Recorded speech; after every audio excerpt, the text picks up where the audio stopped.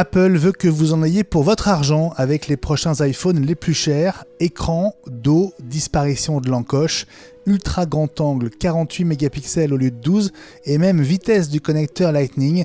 Cupertino multiplie les caractéristiques différenciantes entre les deux futurs modèles d'entrée de gamme et les deux futurs modèles Pro et Pro Max. C'est l'info de la semaine. Thierry Breton met en garde Elon Musk, nouveau propriétaire de Twitter. Toute entreprise opérant en Europe doit se conformer à nos règles. C'est ce qu'écrit le commissaire européen sur Twitter. Allusion au DSA, le Digital Service Act, nouveau texte sur les contenus en ligne qui vient d'être voté et qui met fin aux zones de non-droit et aux abus. Elon Musk qui fait main basse sur Twitter et ses conséquences, c'est l'événement de la semaine. Tim Cook déclare la guerre aux velléités syndicales. Apple a embauché un cabinet d'avocats connu pour avoir défendu Starbucks et McDo. Objectif, éviter que le mouvement parti des Apple Store à New York et Atlanta fasse tache d'huile. Ce sera le focus de Gilles Dounès.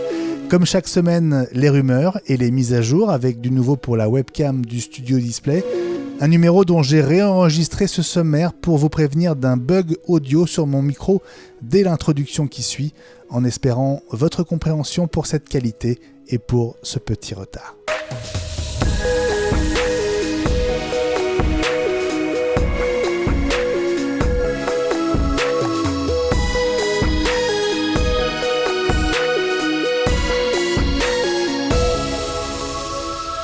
Jeudi 28 avril 2022, c'est jour de résultats trimestriels pour Apple. Call prévu ce soir à partir de 23h, heure française, et donc après l'enregistrement de cet épisode 88, vous saurez évidemment tout sur les chiffres de ce deuxième trimestre fiscal 2022 pour Apple en écoutant i5 demain vendredi sur Spotify et Apple Podcast, je vous le rappelle.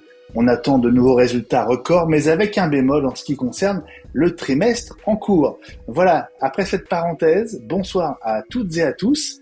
Soyez les bienvenus dans ce 35e numéro de la saison 2 d'iWeek, la semaine Apple, le podcast. Ici Benjamin Vincent et je suis très très heureux de vous retrouver pour passer une heure en votre compagnie avec vous et avec la team iWeek. Composé aujourd'hui de François Letruedic, Eliade Boll et Gilles Dounès. Salut les amis. Hello. Salut les amis. Hello. Je prends tout de suite des nouvelles du retraité le plus paralysé de France. Et c'est moi. Écoute, on va dire que ça va. Tout ça se consolide. Il faut être patient. Bon, tu as toujours un bras en écharpe. Complètement. Le médecin a dit, c'est dans le bon chemin. On se voit dans 3 semaines. C'est long quand même. Bon. Oui, mais bon, tout va bien. Bon, on va essayer de ne pas te mettre trop en retard pour ta soupe. Oui. Je passe la main au déménager de la semaine. Comment ça va, François ? Super sympa de te retrouver. En fait, Ellie était présidente de APR, c'était Association des paralysés retraités, c'est ça, non ? J'ai un doute, non ? C'est le nouveau truc, oui. C'est ça. Voilà, j'ai fait ma blague pourrie de la semaine. Très heureux de vous retrouver dans mon nouveau bureau qui n'est pas encore totalement prêt. Je n'ai pas encore mis de petites mousses isolantes et autres, donc je suis désolé s'il y a de l'écho ou si le son n'est pas au top. Je promets d'améliorer ça pour les émissions futures. Et salut Gilles.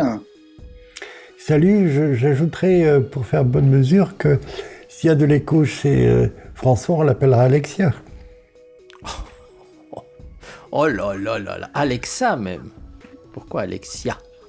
Alexa. Très juste. Bon, je sens que vous êtes en pleine forme, les amis. Ça tombe bien parce que ce soir, on va parler dans le désordre iPhone 14, Mac, Twitter, Apple Store, Beta, AirTag, Studio Display et SOS par satellite. Je vous rappelle les bonnes adresses à connaître, évidemment, pour nous soutenir tout d'abord. Patreon.com/iWeek, c'est l'adresse unique pour nous aider à poursuivre cette aventure et à développer iWeek, des dons à partir d'1,50€ par épisode qui nous aident à payer les frais fixes et aussi à nourrir nos projets les plus fous. Merci à chacun de vous et à chacun de ceux qui nous soutiennent déjà donc sur patreon.com/iWeek. Pour échanger avec nous entre les épisodes hebdo, vous avez Twitter, d'abord followez le compte @iWeekNews et puis utilisez le hashtag iWeekLSA LSA comme la semaine Apple, on adore interagir avec vous tout au long de la semaine. Et puis High Five, j'en parlais en début d'épisode, c'est notre podcast quotidien, 5 minutes par jour, 5 jours par semaine, pour moins de 5 € par mois. Vous avez plus d'une vingtaine d'épisodes. C'est sur Spotify et sur Apple Podcast exclusivement. Et c'est sans engagement sur Apple Podcast. Voilà pour le programme. Dans une poignée de minutes, les différents futurs modèles d'iPhone 14 n'auront plus de secret pour vous. Mais dans un instant, Elon Musk, Twitter et l'Europe, ça chauffe déjà. À tout de suite. L'événement de la semaine, c'est le bras de fer à venir entre Elon Musk, futur nouveau propriétaire unique de Twitter, et l'Europe, dès l'annonce de l'officialisation de la vente de Twitter à Elon Musk pour 44 milliards de dollars. Le commissaire européen Thierry Breton a tweeté, j'ouvre les guillemets, « Toute entreprise opérant en Europe doit se conformer à nos règles ». C'est ce qu'écrit le commissaire européen sur Twitter, évidemment. Monsieur Musk le sait très bien, poursuit Thierry Breton, il connaît les règles européennes en matière d'automobile et s'adaptera rapidement au DSA. Alors, le DSA, c'est le Digital Service Act, ce nouveau texte sur les contenus en ligne qui a été adopté définitivement samedi et qui va entrer en vigueur dans les mois qui viennent. Ce sont donc deux logiques qui vont se heurter. D'un côté, la liberté absolue au titre de la liberté d'expression défendue par le patron de Tesla et SpaceX, avec sans doute la volonté notamment de supprimer toute modération sur Twitter, et de l'autre, la responsabilité exigée en Europe de la part des grandes plateformes, exigence concrétisée par ce DSA qui vient donc d'être définitivement adopté. On va faire un petit tour de table pour avoir vos sentiments sur ce qui se prépare autour de Twitter, notamment en Europe. Comment est-ce que vous voyez le projet d'Elon Musk entrer en collision avec justement cette nouvelle réglementation européenne? Gilles, commence par toi, parce que tu connais bien le sujet en Europe. Moi, je vois bien le packshot, le slogan « Sachez apprécier avec modération ». Pas du tout. Il va y avoir encore une fois un bras de fer. On a un libertarien pur et dur, tu sais combien je les apprécie, Benjamin. Et donc il va falloir qu'il rentre dans les clous. Alors j'ai lu un truc, ça vaut ce que ça vaut. Elon Musk donnerait les clés à Jack Dorsey avec la possibilité de mettre une entrée VIP avec abonnement. À ce moment-là, les gens qui seraient sur abonnement feraient du contenu de qualité, seraient dissuadés de faire du trash et de la pompe à troll, ce qui mettrait en place un système vertueux de modération par le pognon, hein, malheureusement. Donc je n'en sais rien, c'est Alec Archambault qui sur Twitter qui avance ça. Très honnêtement, je n'en sais rien, mais ça aurait l'avantage d'éviter l'égout qu'est devenu Twitter une fois que Facebook a débordé, que les gens se sont mis à s'ennuyer dessus, quoi. Je vois Élie grimacer, je te passe la main tout de suite. Élie, je voudrais d'abord qu'on fasse un tour du côté de chez François pour avoir ton sentiment sur d'abord cette acquisition de Twitter et puis sur cette réaction très rapide au niveau européen pour dire attention, ce qui se prépare aux US ne pourra pas être transposé tel quel en Europe. Pour répondre à ta question en 2 temps, première chose, c'est quand même assez délirant de se dire qu'un mec met 44 milliards sur la table pour acheter un réseau social. Je trouve que ça a un côté quand même assez délirant. C'est à l'image de l'ego d'Elon Musk. Alors moi, je suis pas spécialement fan du personnage en lui-même, mais je suis plutôt fan de ce qu'il propose. Voilà, la marque Tesla, c'est quand même une grosse réussite. SpaceX, pareil. Donc malgré le côté assez particulier du personnage, on peut pas dire le contraire. C'est quand même un homme d'affaires qui réussit. Donc on peut se dire que vraisemblablement, il risque de faire de Twitter quelque chose qui réussira. Maintenant, à voir qu'est-ce qu'on appelle la réussite. Est-ce que la réussite, c'est considérer que ça devienne vraiment un espace de liberté d'expression totale où chacun est libre de dire ce qu'il veut quand il veut? Je suis pas sûr que ce soit une bonne solution. Je pense qu'aujourd'hui, quand on voit les problèmes de harcèlement sur les réseaux sociaux, tous les trolls, toutes les fausses informations, toutes les fake news qu'on peut voir circuler, pour moi, un Twitter qui réussit, ce sera un Twitter qui soit une source d'information qui soit justifiée et qui soit justifiable aussi. Donc à voir, maintenant je trouve ça, c'est assez logique que Thierry Breton se soit exprimé et que l'Europe se soit exprimée rapidement, en mode vous aurez pas le droit de faire ce que vous voulez, mais le parallèle je trouvais assez marrant. Il a utilisé le parallèle avec Tesla, effectivement, Tesla, quand on voit les fameux modes de pilotage semi-autonome ou autonome, Tesla en Europe, le système n'est pas le même qu'aux États-Unis.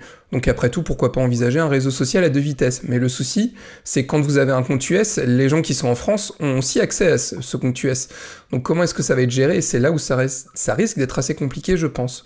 Mais voilà, ils ont tiré la sonnette d'alarme, mais je pense que Elon Musk est pas non plus bête et qu'il était déjà potentiellement au courant de cette loi qui est passée. J'ose l'espérer. Élie, est-ce que tu as été surpris de la réaction aussi rapide au niveau européen? Bon, ouais, c'était attendu, il faut bien qu'ils se manifestent, il faut bien qu'ils poussent leur petite gueulante. Bon, écoute, après c'est une histoire de négociation. De toute façon, la liberté d'expression, Elon Musk a été très clair dans les limites de la loi. Et donc, une partie des choses qu'a dit François, Elon Musk en a parlé à l'avance. Donc, il ne veut pas du tout de harcèlement, pas du tout. Il ne veut pas de spam bot, il ne veut pas de troll et il ne veut que des êtres humains capables d'être identifiés. Donc, justement, pour éviter toute forme de troll. Donc, ça, déjà, il a anticipé. Après, lui... ça m'étonnerait beaucoup ce qu'a dit Gilles, qui confie les clés à Dorsey, parce que Dorsey, c'est lui le responsable, et le seul responsable de tous ces débordements, de toute cette censure, de tout ce côté cancel culture. C'est vraiment Dorsey qui a mis ça en place. À un moment donné, ça lui a échappé. Il a commencé à être tellement à la limite de ce qui est supportable au niveau de la loi qu'il a même été obligé de démissionner, de mettre quelqu'un à sa place parce que ça commençait à poser des problèmes. Donc qu'il revienne pour s'occuper justement de faire en sorte que ce soit un espace de libre expression dans les limites de la loi, ça m'étonnerait beaucoup. Bon, à part ça, moi je fais confiance à Elon Musk, je le connais depuis longtemps, depuis très longtemps. Je connais les défauts du personnage et je connais ses qualités. Je pense qu'il peut faire de Twitter vraiment quelque chose d'exceptionnel, de bien meilleur de ce que c'est aujourd'hui. Mais de l'autre côté, il va tenir à ce que le premier amendement américain soit respecté dans la limite de la loi. C'est-à-dire qu'il acceptera le débat, il acceptera la confrontation, toujours dans certaines limites. Ce qui se passe aujourd'hui dans Twitter, c'est que ils sont rentrés dans une polémique politique, puisqu'on a dit qu'on ne parlerait pas de ça, mais il y a une partie des gens qui ont une vision, et tous ceux qui n'ont pas la même vision qu'eux sont éliminés et déplatformés. Donc du coup, il n'y a pas de débat, puisqu'il y a des gens qui pensent quelque chose, et ceux qui ne pensent pas comme eux, de toute façon, sont virés. Donc là, du coup, ce n'est pas un espace de débat, ce n'est pas un espace de discussion, on ne peut pas confronter les idées, et ça, c'est vraiment dommage, et j'espère qu'on aura à nouveau cette possibilité-là, toujours dans les limites de ce qui est prévu par la loi. Non, je voudrais juste rappeler que c'est pas un délit de faciès, c'est quand même tout ça a été la conséquence de manipulation. L'invasion du Capitole au mois de janvier 2021. Ça avait commencé avant quand même. Ça avait commencé avant. Comment est-ce que tu comprends, Gilles, un éventuel appel à Jacques Dorsey, donc qui est le fondateur historique de Twitter, qui a d'ailleurs salué, alors je ne sais pas si c'est politique, stratégique ou autre chose, l'acquisition réussie de Twitter par Elon Musk. Est-ce qu'il peut y avoir une forme d'intérêt convergent entre les deux? Oui, le truc du retour aux sources et de la légitimité pour du côté d'Elon Musk, pour revenir par rapport à une acquisition qui sera de toute façon controversée. Là, l'idée, ça serait de sortir de l'économie du clic et du système limbique où on réagit, on surréagit et on fait monter des contenus qui sont polémiques et agressifs parce que ça va susciter le maximum de réactions et donc c'est induit par le modèle publicitaire. Mais ça, c'est Facebook qui fait ça. Hein. Mais Facebook eux aussi le font. Eux aussi le font, ils en sont prisonniers. Du moment où tu as de la publicité, tu es obligé d'avoir ce type de fonctionnement, même si il est, on va dire, plus vertueux que Facebook. Ça fonctionne quand même beaucoup là-dessus. Il y a qu'à voir comment dire, c'est pas des polémiques, c'est des trucs de harcèlement qui ont pu se produire.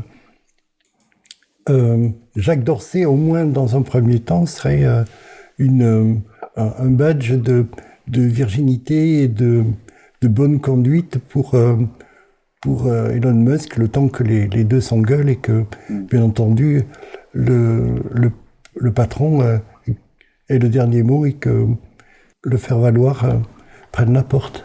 Est-ce que vous pensez, parce que c'est l'une des hypothèses dont tout le monde parle, mais à laquelle personne ne peut vraiment répondre, est-ce que vous pensez que dans sa volonté de rétablir une forme de liberté absolue sur Twitter, Elon Musk va notamment proposer à Donald Trump de revenir sur le réseau? Il a déjà dit qu'il ne reviendrait pas, hein, donc publiquement. Mais oui, mais alors, il a joué les vexés, mais il a lancé son propre réseau, donc c'est peut-être compliqué de torpiller son propre réseau en un claquement de doigts. Ça s'appelle Google Plus, son réseau, non? Pardon. Oh. Non, mais en tout cas, parce que tu sais, des fois, on regarde ces phénomènes-là, mais le réseau social qui n'est pas accessible en Europe, hein, donc là, du coup, Thierry Breton doit être tranquille pour le moment, puisque tu peux essayer par tous les moyens, en passant par un VPN, etc., tu ne peux pas t'inscrire sur Truth Social si tu n'as pas un numéro de téléphone américain vérifié. Donc tu peux tout essayer, ça ne marche pas. Truth Social, c'est donc le réseau créé par Donald Trump anecdotiquement, qui est sorti de la phase bêta il y a 24 ou 48 heures et qui est numéro 1 téléchargement sur l'App Store. Hein. C'est l'application la plus téléchargée aujourd'hui sur l'App Store. Ce qui prouve qu'il y a des gens qui veulent voir ou qui veulent s'inscrire. Après, ce qu'ils font, j'en sais rien, mais c'est l'application numéro 1. Il y a l'aspect nouveauté et puis il y a l'aspect, c'est une nouvelle application. C'est voilà, les gens Twitter l'ont déjà téléchargé, donc je pense que ça buzz quoi. C'est comme quand bien sûr. Quand Clubhouse est sorti, on l'a téléchargé, on l'a installé. Vous l'avez lancé combien de fois Clubhouse? 3 fois, 4 fois. C'est ça, voilà. On a filé nos données, maintenant on est tranquille. Mais tu sais, c'est marrant parce qu'on a essayé plein de réseaux sociaux à un moment donné parce qu'on était plus ou moins fatigué de certaines dérives de Twitter et on est revenu à Twitter quand même. On l'a jamais lâché. Hein. Mais on a essayé Gab, on a essayé Parler, on a essayé plein de choses. Hein. En tout cas, moi. Et honnêtement, on revient à Twitter. Donc, si Twitter s'améliore, tant mieux. Hein. Des fois, on a des habitudes. Bon, on va suivre ce dossier, évidemment. On en a pour quelques temps parce que l'acquisition ne devrait être finalisé qu'à la fin de l'année. Hein. Donc on a quelques mois devant nous avant que ça commence réellement à bouger sérieusement. Il faut compter les billets. Sur 34 milliards, ça fait un peu. Ouais, il y en a pour un moment. On va marquer une courte pause et on se retrouve dans un instant pour parler de l'iPhone 14 et de la stratégie de différenciation d'Apple entre les différents modèles. À tout de suite. Jusqu'à aujourd'hui, vous cherchiez les différences entre iPhone Pro et iPhone non Pro en hésitant peut-être entre les modèles. Avec la 14e génération, à partir du mois de septembre prochain, si tout va bien, pour la première fois, la démarcation devrait être beaucoup plus nette dans la gamme entre d'un côté l'iPhone 14 et l'iPhone 14 Max, le remplaçant du mini, et de l'autre, l'iPhone 14 Pro et l'iPhone 14 Pro Max, Le dernier indice en date, c'est cette rumeur autour de l'évolution du port Lightning, mais qui ne bénéficierait justement qu'aux iPhone 14 Pro et 14 Pro Max, qui passeraient à l'équivalent de l'USB 3, autrement dit un port Lightning 10 fois plus rapide que sur les deux autres modèles d'iPhone 14 qui resterait en équivalent USB 2, soit 480 mégabits par seconde de débit au lieu de 5 gigas. Alors ce serait encore 8 fois moins rapide que les 40 gigas par seconde de l'iPad Pro M1, mais ce serait quand même une caractéristique supplémentaire au bénéfice de ces deux modèles Pro pour les différencier des futurs iPhone 14 et 14 Max. Élie, je me tourne vers toi, parce que toi, tu es au contact direct des clients en tant que cofondateur des magasins MCS dans le Sud. Est-ce que c'est un besoin, selon toi, de marquer une plus grande différence entre les deux modèles entrée de gamme d'un côté et les deux modèles Pro de l'autre? Ça peut simplifier les décisions d'achat parce qu'aujourd'hui, ils hésitent pour 100 € de plus ou pour 200 € de plus. Qu'est-ce que j'ai, etc. Ils reviennent, ils hésitent, etc., etc. Donc, des gammes claires, ça peut être un avantage. Maintenant, il y a des gens qui vont rêver à ce qu'il y a dans le Pro et qui vont se dire, mais en fait, ce que je veux, c'est dans le Pro, mais c'est plus cher. Bah oui. C'est pour ça qu'il y a des Ferrari et des Twingo, mais les deux sont des voitures, les deux vous emmènent quelque part. Il y en a qui vous emmènent plus vite avec une plus jolie carrosserie. François, à ton avis, est-ce que c'est le moyen notamment de justifier des prix plus élevés sur les modèles Pro? Clairement oui, je pense que c'est... Le distinguo était compliqué depuis les iPhone 12 et 12 Pro, alors je vois Gilles qui fait non de la tête, mais c'est pas grave, et je vais continuer sur mon fil conducteur, mais je pense que effectivement les gens aiment bien, il y a un côté pro, voilà, je suis pro, j'ai l'iPhone Pro, on se la pète un peu quand même plus que quand on a un iPhone classique, entre guillemets. Maintenant, je pense que à l'image de ce qui pourrait y avoir sur les iPads, il y avait quand même quelques différences, même si elles ont tendance à se réduire avec la sortie du nouvel iPad Air. On voyait un vrai distinguo entre les gammes, et c'est vrai que sur les iPhone 12 et 12 Pro par exemple, la différence n'était pas flagrante, donc je trouve ça plutôt pertinent de la part d'Apple. Maintenant, ça va peut-être aussi être un moyen d'augmenter un peu les tarifs des modèles Pro, parce que si effectivement tout ce qu'on va énumérer tout à l'heure se retrouve sur ces iPhone Pro, à mon avis le tarif risque peut-être de connaître une petite inflation, et ça justifie peut-être aussi la présence d'un iPhone 13 à grand écran, qui serait le 14, remplaçant du mini... 14, voilà. J'ai une génération de retard, c'est parce que je suis resté à l'iPhone 12, c'est pour ça. Pour moi, il n'y a pas d'iPhone 13. Un iPhone 14 Max, parce que peut-être que l'iPhone 14 Pro Max va connaître une petite inflation de prix, et on sait que les gens sont fans de pelle à tarte, donc du coup, ça satisferait un peu tout le monde.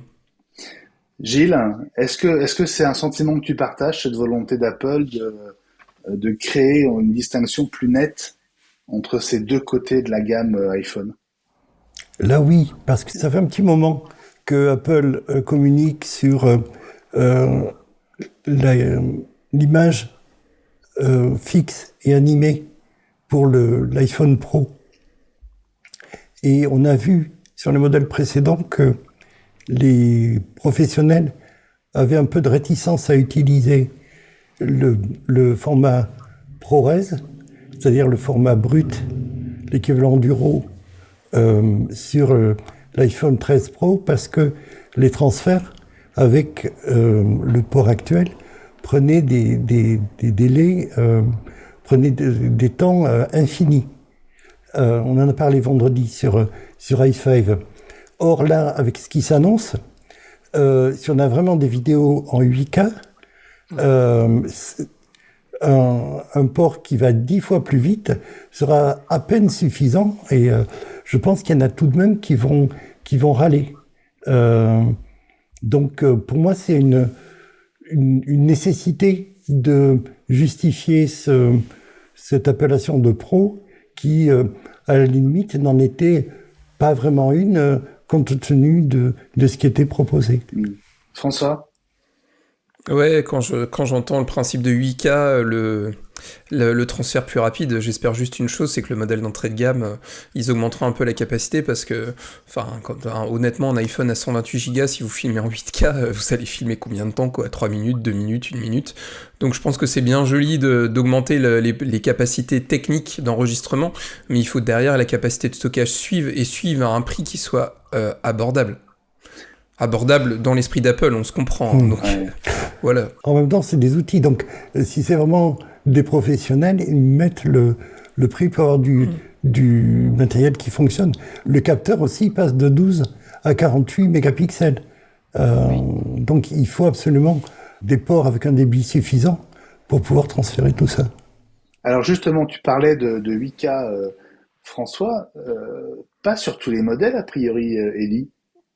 Non, a priori, ça serait réservé aux pros, justement.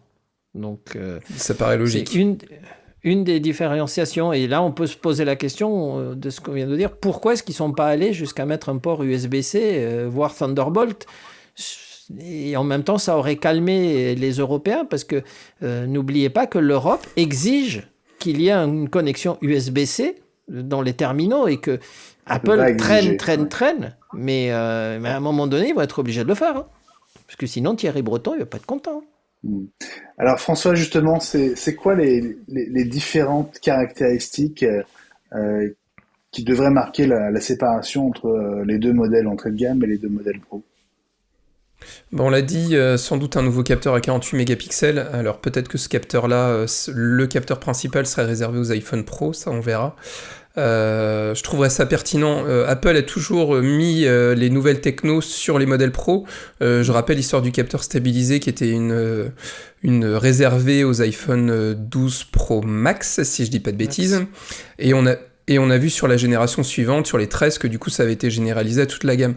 Donc je pense que ça paraîtrait plutôt logique que un nouveau capteur, une nouvelle taille de capteur, soit réservé d'abord au modèle professionnel. Alors j'espère sur les 14 Pro et les 14 Pro Max, pas que sur les Pro Max. Je pense que ce serait très pertinent et puis ça permettrait de donner une vraie plus-value.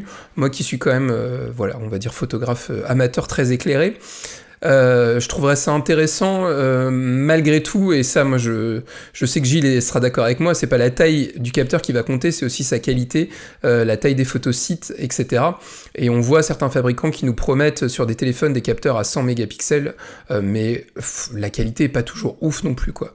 Donc je suis plutôt partisan à l'image d'Apple, c'est pas la taille qui compte, c'est la façon de capter la lumière et surtout le rendu, l'intelligence artificielle qui va être derrière. Donc moi c'est le côté photo qui à mon avis mérite encore une nouvelle évolution. Et puis on parle aussi surtout, et ça ce serait une surprise, les processeurs ne seraient pas les mêmes. On resterait sur un processeur A15 pour la gamme classique et on passerait à un A16 sur les iPhone 14 Pro. Et là par contre ça distinguerait vraiment complètement les deux gammes. Et ça justifierait aussi un tarif peut-être un peu plus élevé pour le modèle Pro, quoi. Tu y crois, Ellie, à cette distinction de processeur entre les modèles?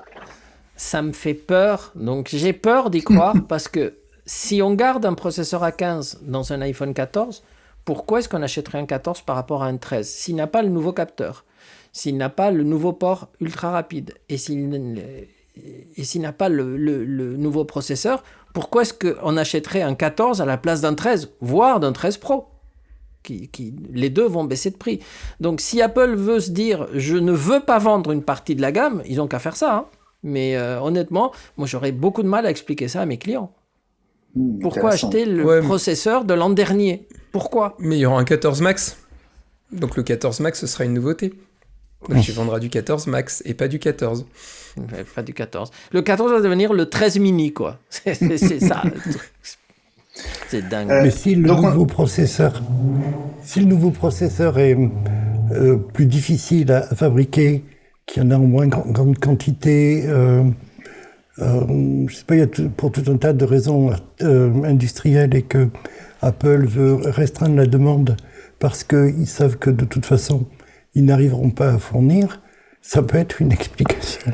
Mais c'est une mauvaise excuse, parce que tu ne sors pas un modèle parce que tu n'arrives pas à le fabriquer. Alors tu reconnais que tu es impuissant à sortir un nouveau modèle tous les ans. Alors là, il faut qu'ils disent, en fait, le 13 reste dans la gamme, Et on a un 14 Pro. Mais faire un 14 non Pro qui est un 13, d'abord, c'est tromper le consommateur.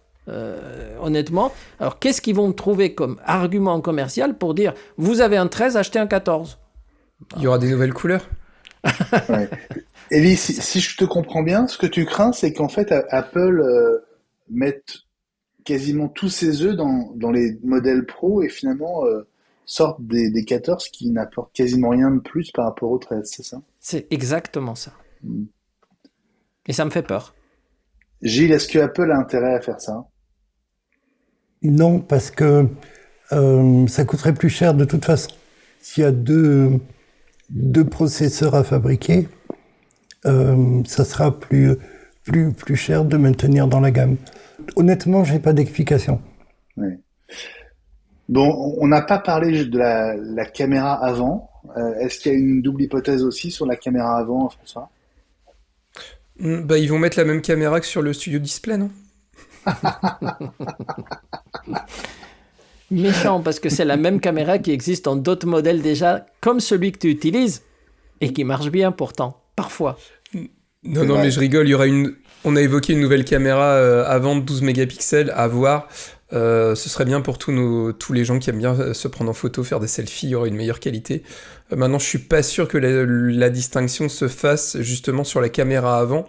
Je trouverais ça pas judicieux en fait, parce qu'au contraire, je pense que l'iPhone grand public potentiellement restera l'iPhone 14 et l'iPhone 14 Max, et mettre la caméra avant qui sera sans doute plus utilisée par le grand public que par les professionnels sur le modèle Pro, ce sera un peu couillon, je trouve. Maintenant, on sait jamais avec Apple, on n'est pas une surprise près. Mais je trouve ça plutôt cohérent que ce soit la même caméra à l'avant et à l'arrière, et je rejoins Gilles là-dessus, en plus d'un point de vue composant. En économie d'échelle, c'est plus judicieux d'avoir le même capteur. Surtout que c'est plus ou moins dépendant en plus de TrueDepth et du capteur de reconnaissance faciale. Alors, sauf si évidemment, le capteur change et qu'on a une encoche différente sur le modèle professionnel. Et c'était peut-être là où tu voulais en venir. Et oui. Oui, on n'a pas parlé de l'encoche, parce qu'il y a deux hypothèses aussi autour de l'encoche. Bah oui, on passerait sur un point d'exclamation. C'est ça. Sur les modèles Pro. Sur les modèles Pro. L'encoche restant sur les modèles entrée de gamme. Et là, une fois de plus, ça paraîtrait plutôt cohérent, je me répète, mais les grosses nouveautés sont réservées dans un premier temps au modèle Pro, avant d'être généralisées sur toute la gamme pour le modèle suivant. Ce qui s'était passé pour le LED, ce qui s'était passé pour le Face ID, et ainsi de suite. Donc ça me paraîtrait plutôt judicieux de la part d'Apple de développer cette fonctionnalité, cette nouvelle encoche, enfin du coup cette plus encoche, ce poinçon et point d'exclamation, je sais pas comment on va le qualifier, sur les modèles professionnels. Maintenant, je me répète, mais ma crainte, c'est qu'il y ait une grosse inflation sur les modèles professionnels. Parce que si effectivement il y a vraiment tous ces distinguos, je vois mal Apple baisser le tarif de l'iPhone classique pour laisser le modèle Pro au même tarif. À mon avis, le modèle Pro va connaître une petite inflation de prix, je pense. Non. On peut rêver. Non, je pense qu'encore une fois, on est dans le prix psychologique. À un moment donné, si les iPhones atteignent un certain prix, bon, il y aura toujours les gros amateurs, les geeks et les mecs très riches qui vont les acheter. Et puis une partie de la clientèle va se détourner en disant « Ok, on était prêt à être aux alentours des 1 000 euros. Moi, j'aurais rêvé d'un iPhone à 999, mais avec les taxes, c'est des fois compliqué. Mais si on dit qu'on va augmenter le prix du Pro et que, par exemple, on va le passer, aujourd'hui, il est à presque 1300, 1259, si je me rappelle bien. Si on trouve un Pro qui démarre dans les 1500 euros, il y a des gens qui ne vont plus l'acheter parce qu'à côté de ça, toute la concurrence est bien moins chère. Donc, on peut justifier que c'est Apple, on aime Apple. Un portable Apple à 1500 euros, honnêtement, il y a des tas de gens qui ne l'achèteront plus. Bon, on va suivre évidemment l'évolution des rumeurs sur ces iPhone 14 qui devraient être sortir, si tout va bien, au mois de septembre. Avant qu'on passe à Pommes, juste un mot des rumeurs autour des Mac. On a parlé de ces 9 Mac M2 qui seraient en test en ce moment. La rumeur de la semaine écoulée, c'est que l'iMac sauterait le M2, passerait directement au M3. Ça voudrait dire pas de renouvellement avant l'année prochaine, Elie, ça. Oh oui, voire même fin de l'année prochaine. Hein. Eh oui. Donc, Oui, c'est ce qu'on lit. Du coup, est-ce qu'on serait sur un cycle de 18 mois? Non. Donc, on passerait à un cycle de presque 24 mois. 24. Ou plus. Plus que ça. Plus que ça, puisque Plus que ça. l'iMac est sorti quand? Au printemps? Donc, Printemps de l'année dernière, il a déjà C'est ça. Mais quand on voit les délais de livraison, là, nous, au niveau de la fac, on va commander une quarantaine de machines. Ils nous annoncent un délai, on est passé à plus de 6 semaines. L'iMac, aujourd'hui, c'est encore une machine qui est compliquée à récupérer. Moi, je trouve que c'est une machine, en fait, qui est super bien, qui vieillit pas. Honnêtement, j'en ai une trentaine au boulot, j'en ai un à la maison, ça tourne super bien. Donc, effectivement, je me dis finalement, est-ce qu'Apple a intérêt à renouveler la machine tout de suite ? Les processeurs M1 sont tellement rapides, tellement efficaces que... À la limite, je m'attends, voilà. Je pense que la durée de vie des Mac dans les années à venir va être encore plus longue qu'elle l'était avant. Je vous parle pas des derniers Intel de merde, bien évidemment. C'est possible. Hein. Je pense que les cycles aujourd'hui d'achat des consommateurs sont plutôt de l'ordre de 24 mois au niveau des téléphones, etc. Il y a des tas d'enquêtes qui le prouvent. Maintenant, Apple, jusqu'à maintenant, essayait toujours d'attirer des clients au bout de 12, en sachant que normalement, ça devrait être 24. Donc, la seule inconnue, c'est est-ce que les actionnaires Apple, ces vampires assoiffés de dollars tous les trimestres, vont accepter d'avoir des cycles de remboursement plus longs. Voilà. Bon, on va suivre aussi les rumeurs autour des prochains Mac. On attend tous, évidemment, le rendez-vous de la WWDC à partir du 6 juin.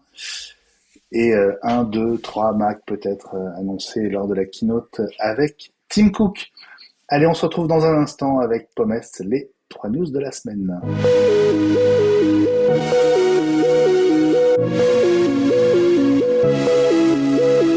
Pommes, les news de la semaine. On commence par les Genius dans le collimateur d'Apple.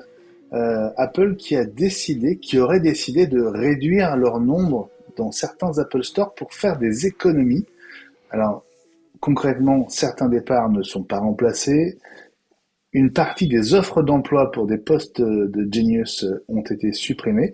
Alors, on ne parle pas encore de licenciement, mais ce serait une baisse du nombre de salariés dans certains Apple Store qui serait liée directement à une baisse de fréquentation, elle-même liée évidemment à l'épidémie de Covid. Élie ? En fait, cette baisse de fréquentation, elle est générale, elle est très sensible chez nous depuis 2-3 mois. Maintenant, la fréquentation est vraiment en forte baisse et on n'a pas de raison logique pour expliquer ça. Mais je vous donne le secret de pourquoi il y a moins de Genius. Qu'est-ce qu'a trouvé Apple comme solution ? Bien, ils ont fait comme d'habitude. Quand il y a quelque chose qui les embête, ils passent à leurs voisins. Au départ, ils faisaient beaucoup de réparations et puis, hop, ils les ont dégagées, toutes celles qui sont embêtantes, dans le réseau. Et là, ils ont lancé un nouveau programme en grande pompe, présenté de façon très, très, très, très, très positive, en disant « On aime les APR, on aime tellement les APR qu'on a décidé de vous passer au cran au-dessus et on lance un nouveau programme de formation pour vos commerciaux et pour vos techniciens, mais principalement les commerciaux, qui s'appelle les champions d'Apple. Et le fait, c'est de faire de vous, de vos équipes, l'équivalent de nos Genius. Eh ben voilà, tiens, c'est nous qui payons. Donc voilà, moins de Genius chez Apple, plus de champions chez nous. Mais on va essayer, c'est un challenge, on va essayer. Bon, en tout cas, on attendait déjà relativement longtemps dans un Apple Store pour avoir un conseil. S'il y a moins d'experts qui savent répondre à tout, ce sera probablement au détriment de la qualité de service et d'accueil. Alors oui, on ira dans les APR, bien sûr, François. C'est ce que tu veux dire. Oui, c'est ça, je pense que c'est ce que j'ai eu l'occasion de dire dans i5 hier. Je pense que Apple, comme le dit Ellie, refile la balle aux voisins, et puis ça fait moins de gestion de personnel, et puis si en plus maintenant ils syndiquent, enfin bon, c'est le bordel. Allez, on va se contenter de vendre des palettes d'iPhone et de Mac, ce sera beaucoup plus simple. On va reparler de ce mouvement, on va reparler du mouvement vers la création de syndicats avec toi, Gilles, tout à l'heure. Il y a un bon côté, c'est qu'il y a davantage d'APR que d'Apple Store, répartis beaucoup plus uniformément sur tout le territoire. Donc, pourquoi pas ? Si la qualité du service augmente, du coup. On passe à la deuxième news.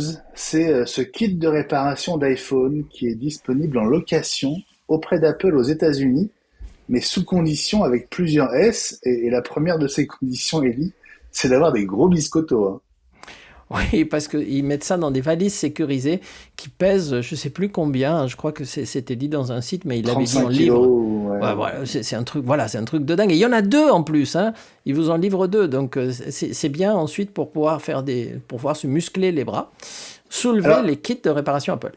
explique-nous, parce que si vous êtes curieux, vous avez peut-être déjà vu cette photo de cette mallette.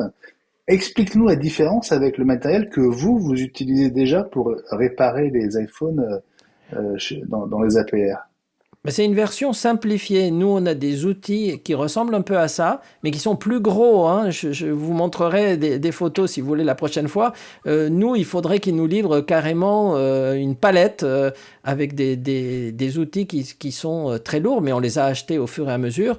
Il y a des outils qui servent à ouvrir un iPhone, il y a des outils qui servent à le refermer, il y a des outils qui servent à le faire monter en température pour que la colle se décolle correctement. Et il y en a, une fois que vous les avez remontés, qui appliquent de la pression et de la colle pour que l'étanchéité se fasse. Donc c'est presque comme un four, hein. Il y a des températures qui s'affichent, il faut abaisser des leviers, etc. C'est vraiment... Et en plus, Apple ne fait pas dans la demi-mesure, c'est pas la petite piécette où on met un iPhone dedans, c'est un truc qui pèse un bras. Vraiment, il faut le soulever et avec des leviers, c'est de la grosse machinerie industrielle. Il y a des gros leviers qu'on baisse, hein. C'est pas des trucs pour amateurs, hein. C'est super bien fait, ça coûte vraiment très cher. Honnêtement, de plus en plus cher, hein. Avant, pour dépanner un iPhone, il fallait un tournevis, des tournevis spéciaux et des gens avec des bons yeux. Maintenant, pour dépanner des iPhones, il faut toute une série d'outils de précision qui coûtent très cher parce qu'on les achète, mais qui permettent de réparer des iPhones, je pense, dans des conditions équivalentes à ce qu'on trouvait dans les centres de réparation Apple, hein. Ce qu'il y a, c'est que nous, on n'avait pas accès à ces centres, on ne savait pas comment ça se passait à l'intérieur, mais encore une fois, Apple veut que les réparations se fassent localement quand c'est possible, mais du coup, ils nous font monter à leur niveau. Bon, la différence, c'est donc quelques dizaines de milliards de dollars, hein, mais entre nous et eux, mais bon, peu à peu. Mais ce kit-là qui est disponible depuis quelques jours aux États-Unis,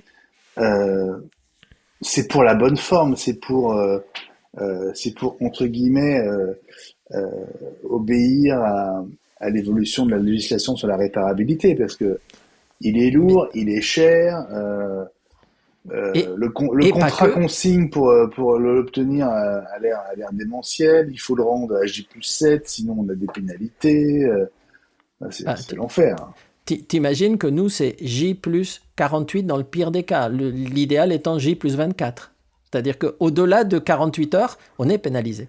Donc, c'est pas 7 jours. Hein. Nous, c'est 2.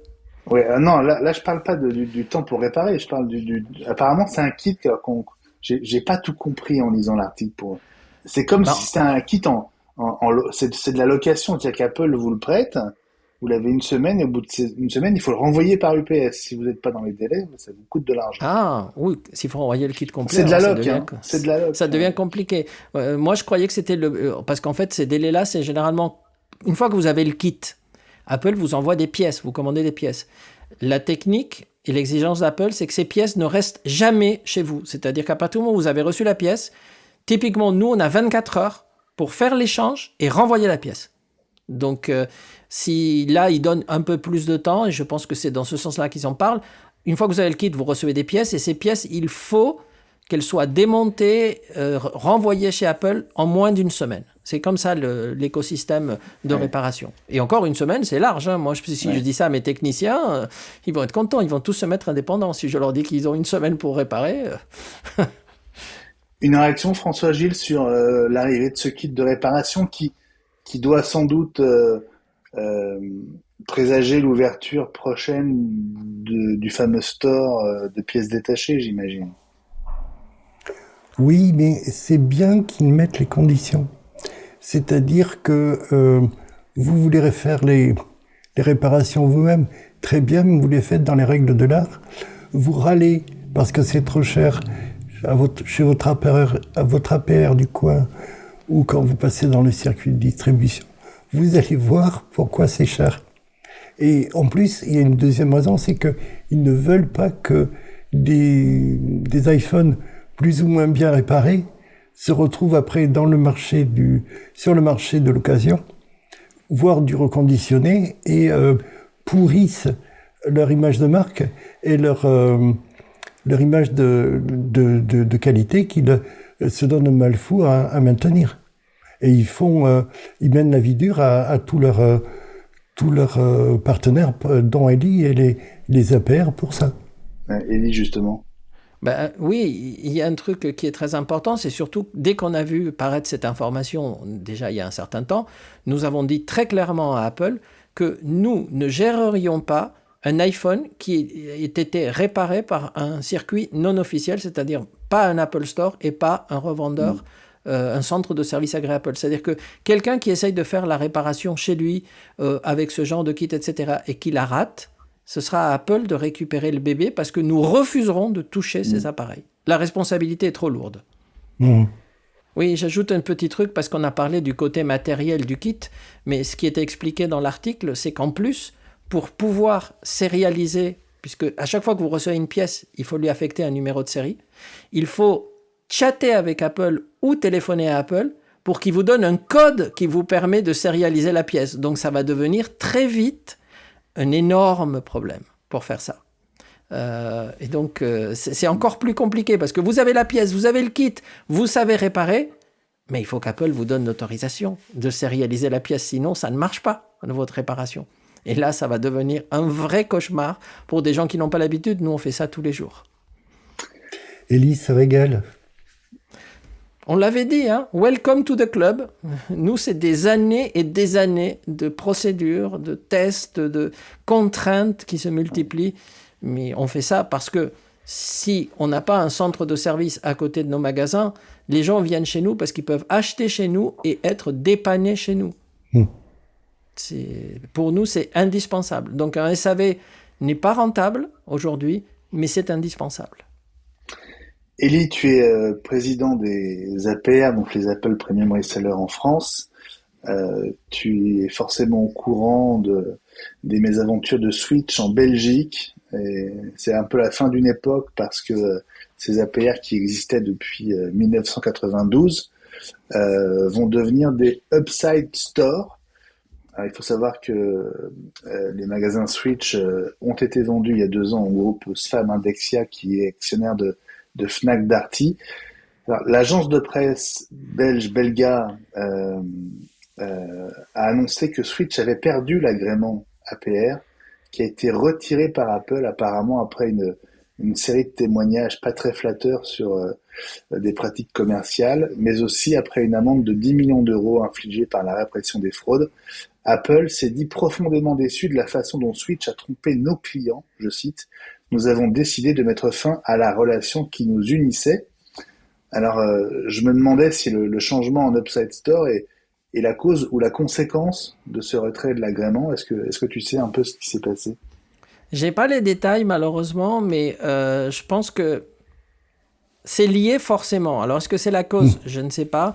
Ce qui est sûr, d'après ce qu'on a pu lire en tout cas, hein, j'ai pas de contact chez Switch malheureusement, mais ce qu'on a pu lire, c'est que les magasins ont évolué. Donc, ils se sont un tout petit peu écartés des carcans très étroits qui encadrent un APR en termes de présentation de produits, en termes de discours commerciaux. Et si à un moment donné, ils ont eu une baisse de rentabilité avec la crise, avec la pandémie, etc., et qu'ils se sont mis à faire des activités un peu annexes, Apple a dû dire « Attention, ça ne va pas du tout ». Vous savez qu'il y a des audits, en particulier des audits de merchandising, 2 fois par an, et que le contrat dit que si vous ratez des audits, au départ c'était 80% de réussite, maintenant ils visent 95%, c'est-à-dire que s'il y a un panneau de prix ou une machine qui est déplacée un peu et que vous perdez 5 points, vous êtes pénalisable. Et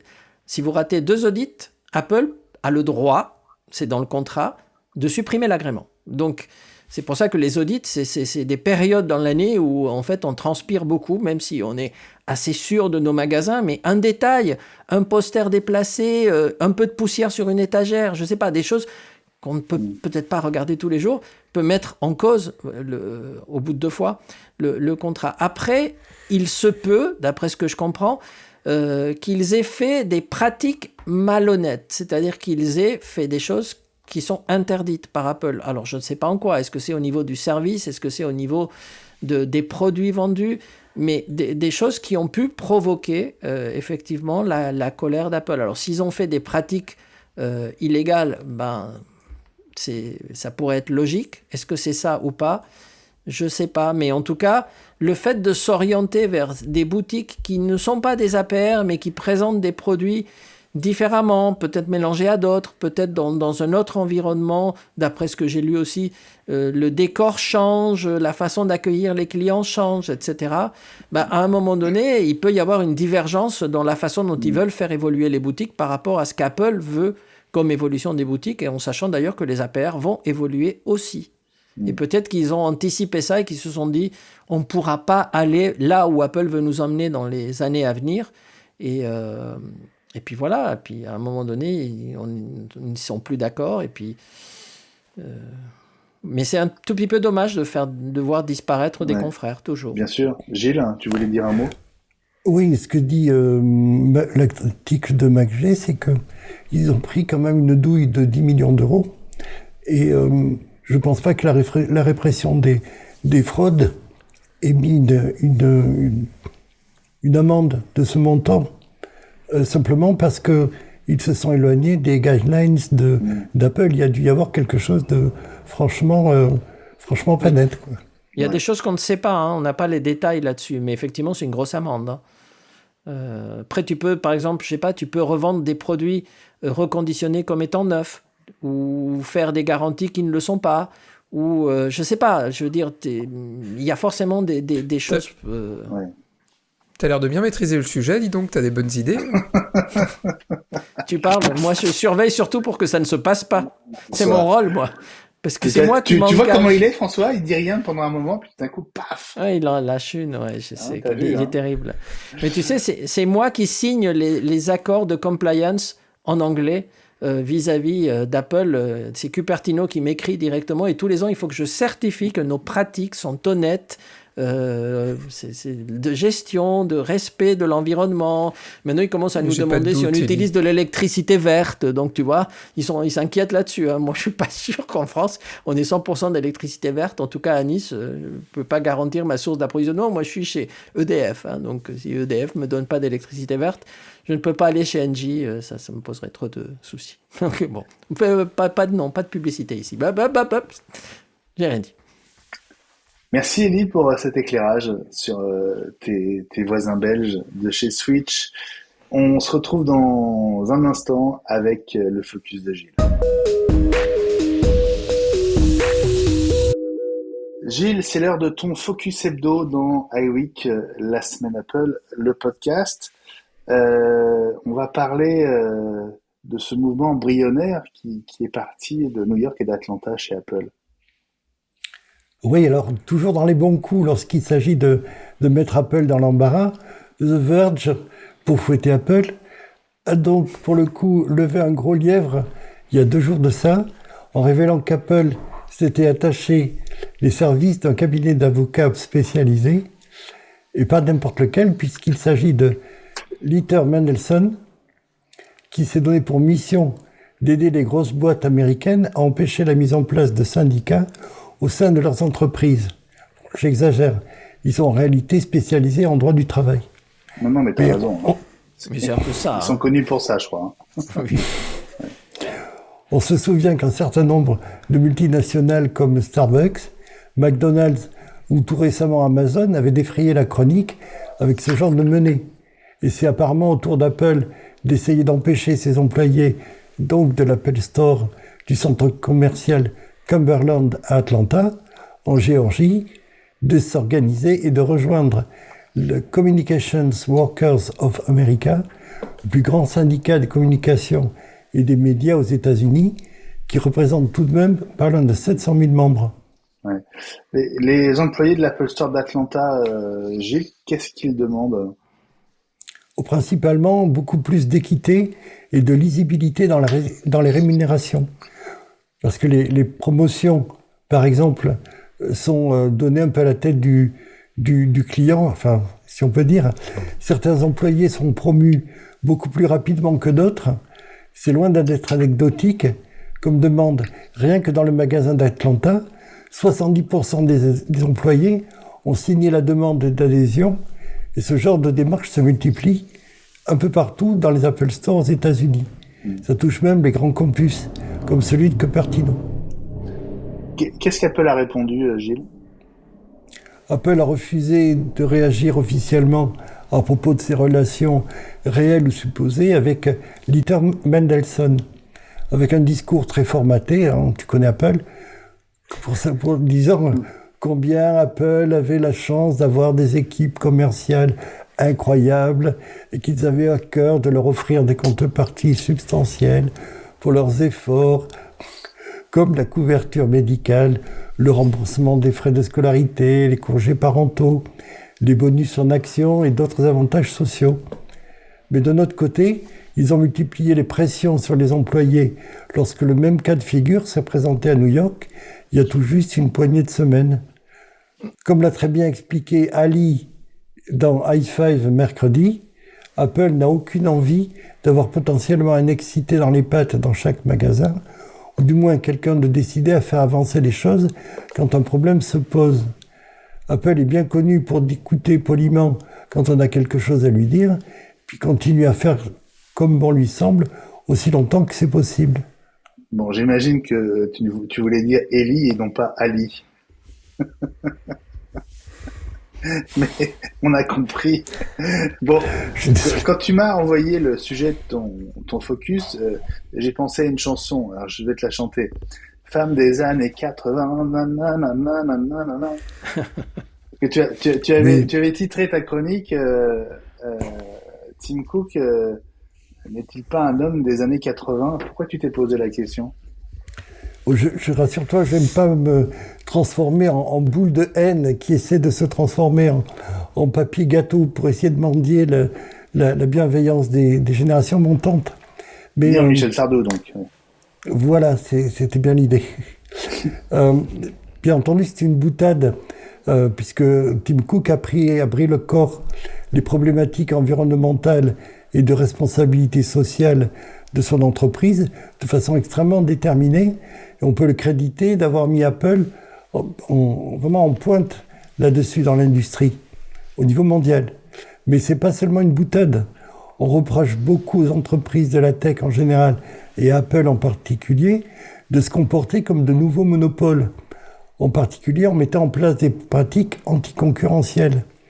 Mais la lutte contre la syndicalisation des employés est précisément l'une des caractéristiques historiques de la constitution des différents monopoles lors de l'émergence des nouvelles industries. Au même titre d'ailleurs que la lutte contre la mise en place de régimes de fiscalité ou de régulation contraignantes, c'est des batailles sur lesquelles Apple est d'ailleurs de plus en plus partie prenante. En ce sens, Tim Cook et Apple sont encore à cheval entre les années 80 et la révolution néolibérale des années Reagan, et puis le 21e siècle, avec ses enjeux climatiques et sociétaux.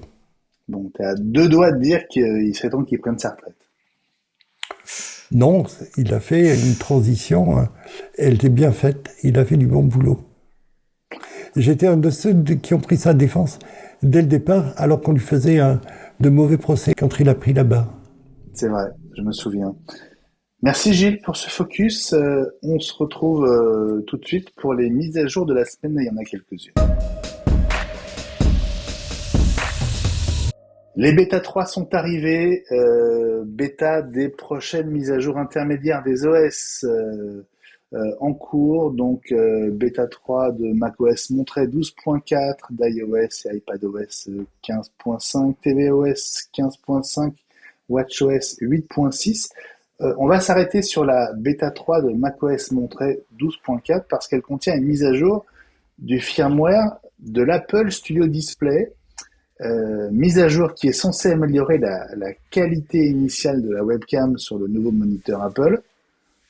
Ellie, c'est un peu mieux, mais on est loin du compte, hein, apparemment. Écoute, oui. Donc la mise à jour, c'est iOS 15.5, hein, donc qui devrait arriver dans nos smartphones un jour ou l'autre, hein, puisque c'est la prochaine release avant la WWDC. Et moi, je ne l'ai pas encore installé pour tester ça sur un studio display, mais j'ai vu la vidéo donc, des gens qui l'ont fait aux États-Unis. Et effectivement, il y a des choses qui sont surprenantes. La première, c'est que oui, l'image a l'air un peu plus, il y a un meilleur piqué d'image. Par contre, ils ont refait le cadrage. Donc, entre l'une et l'autre, puisque on a une vidéo où on voit la version 15.4 et la version 15.5, ben, le cadrage n'est pas du tout le même. La personne n'a pas l'air, alors qu'elle est exactement au même endroit, elle n'a pas l'air d'être presque dans la même pièce. Et puis l'autre chose qui est étonnante, c'est qu'ils ont, je pense, leur algorithme n'est pas encore final, hein, mais c'est une bêta, mais c'est pas encore final, parce que les personnes sont un tout petit peu, pas pixelisées, mais c'est un peu comme si on les avait, vous avez vu la façon dont Meta fait les avatars à partir d'une image photo, on a tendance un tout petit peu à, je sais pas, à transformer le visage, et là le visage est un peu corrigé comme si on appliquait un algorithme pour transformer les personnes en Barbie. Enfin, c'est un peu ça. Le résultat est surprenant parce que vous savez bien que c'est vous, mais en même temps c'est pas vous. Donc je pense que ça peut surprendre des utilisateurs. Donc je pense qu'on ne le conseille pas pour l'instant. Peut-être que d'ici la finale ils vont corriger encore des choses, mais vous pouvez l'installer si vous voulez vous amuser, mais c'est pas encore ça, hein. Ouais, bon, c'est pas très sérieux sur un écran à 1 800 € quand même, Gilles, non? Bah, on n'est pas très habitué à des fails de cet ordre-là, quoi. Ouais. Aussi énormes.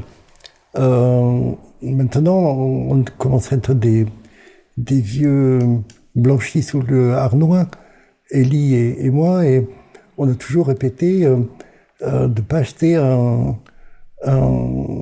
matériel dès sa sortie, quel que soit le plaisir qu'on puisse avoir de la nouveauté. À l'époque, on disait de ne pas se lancer avant la révision B, c'est-à-dire la troisième version.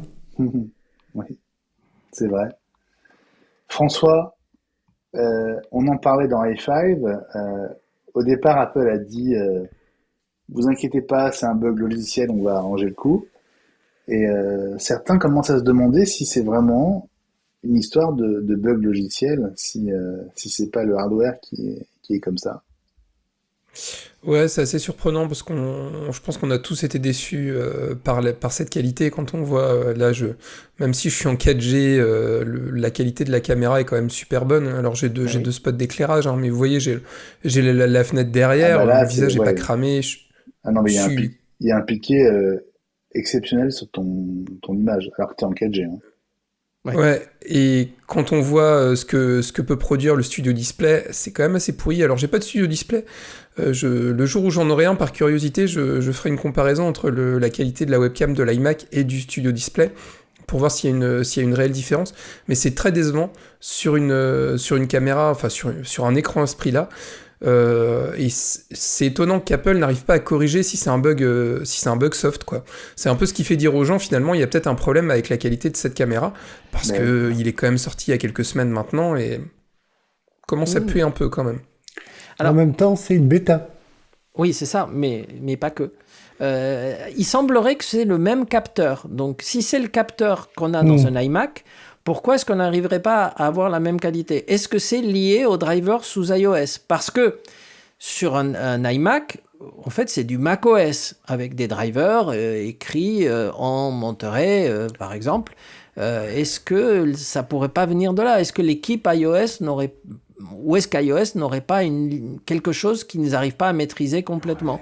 Parce que C'est faire... Apple, l'écran, ils l'ont pas sorti de la veille pour le lendemain, enfin. Ouais. Oui, Mais c'est ce qui ça est qui est très curieux, étonnant.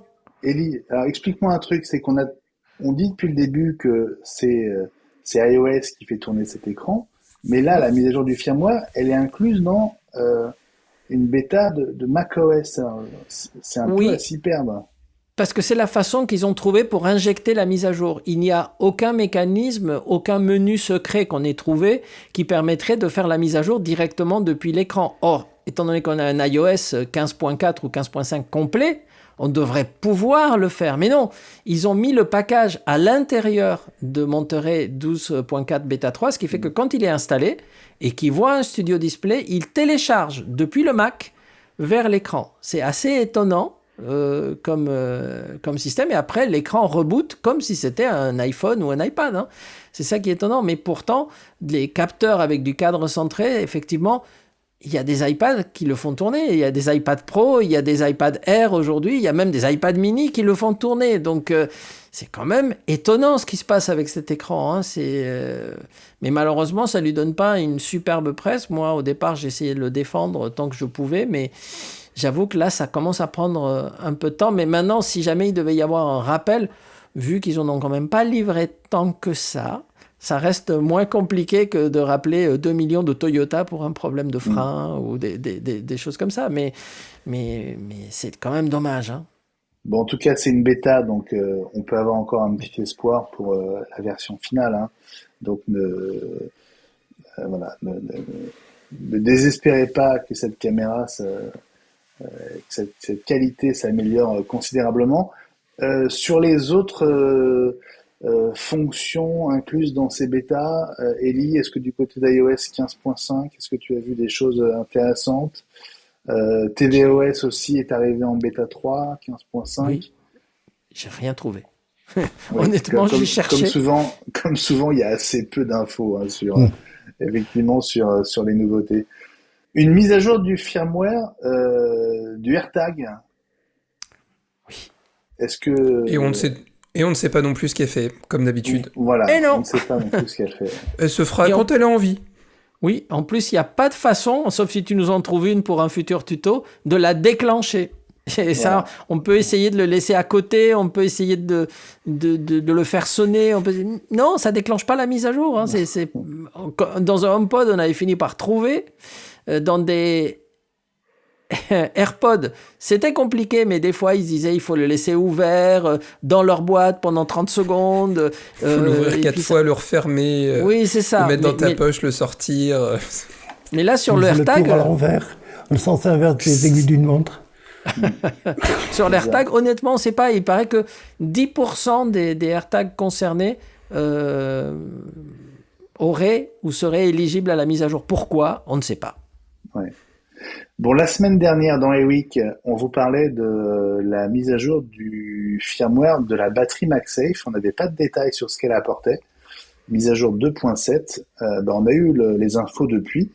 Elle permet de passer la charge de l'iPhone des 5 watts initiaux à 7,5 watts. Ce qui est quand même un changement appréciable. Fabrice dans i5 trouvait curieux que ça n'ait pas été le cas dès le lancement, parce que ça fait quand même 9 mois qu'elle est sortie, cette batterie, hein. C'est la même équipe qui développe le Studio Display, il faut leur laisser le temps de bosser. C'est ça. Et alors, ce qui est très curieux, c'est que la mise à jour peut se faire sans fil, mais Apple prévient qu'elle peut prendre une semaine. Vous avez donc largement intérêt à brancher un câble Lightning vers USB. Dans ce cas, la mise à jour ne doit pas prendre plus de 5 minutes.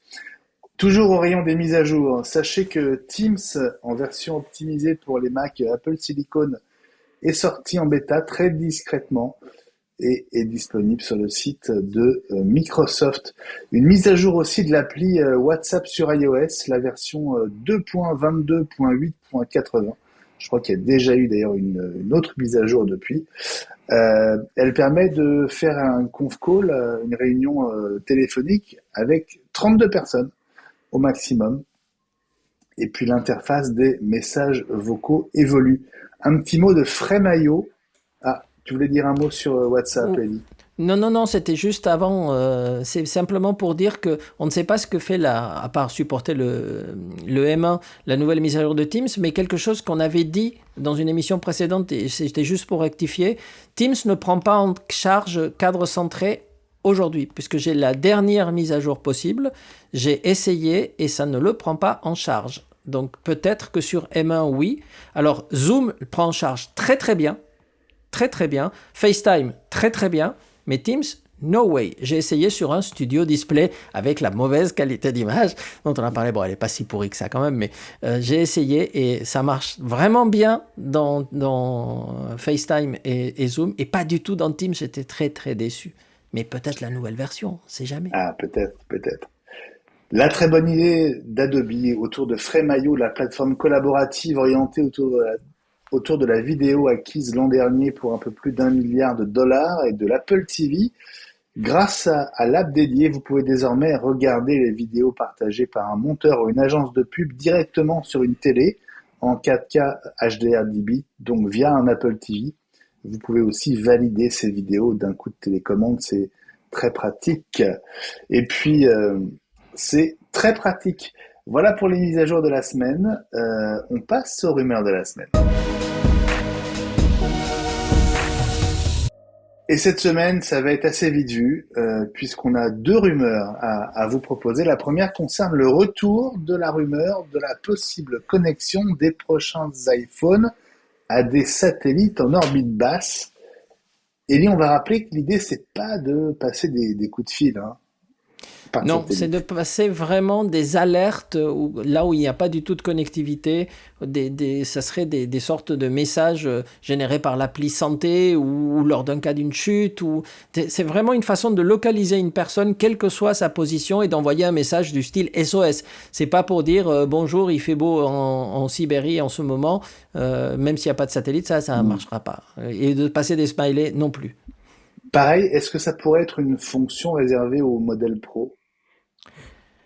Écoute, en tout cas, c'est quelque chose qui devrait pouvoir marcher aussi sur une Apple Watch, hein, donc à terme. Alors, est-ce qu'ils vont la sortir en même temps sur tout ? Comme c'est quelque chose qui est prévu pour faire plutôt de l'alerte, la logique voudrait que ça soit disponible sur le plus grand nombre possible d'appareils au fur et à mesure que les gammes se déploient. Ouais. Et puis, ça peut pas être un argument différenciant. Ouais, parce que si on ne peut le faire que si on a une carte platine ou métal, ce serait un peu discriminant, on va dire. C'est que pour les riches. Ouais. Bon, en tout cas, c'est une rumeur dont on parlait il y a quelques mois et qui est en train de revenir à propos de la prochaine génération d'iPhone. Et puis, la semaine dernière, on vous parlait de l'arrivée prochaine de la gravure des processeurs en 3 nanomètres chez TSMC. 3 nanomètres, c'est pour la deuxième moitié de 2022, si tout va bien. Le prochain nouvel iPad Pro devrait être le premier à en bénéficier. Hein. Si tout va bien, il sera annoncé effectivement dans le courant de l'année. Eh bien, DigiTimes voit le 2 nanomètres arriver début 2025. Et donc, il devrait profiter dans 3 ans aux processeurs des Mac et des iPhones. 3 nanomètres, 2 nanomètres. Ça commence à devenir vraiment tout petit. Hein. Ouais. Bon, de toute façon, moi j'ai décidé d'attendre l'Angstrom maintenant. Ça y est. Ah oui. Ça m'étonne pas de toi.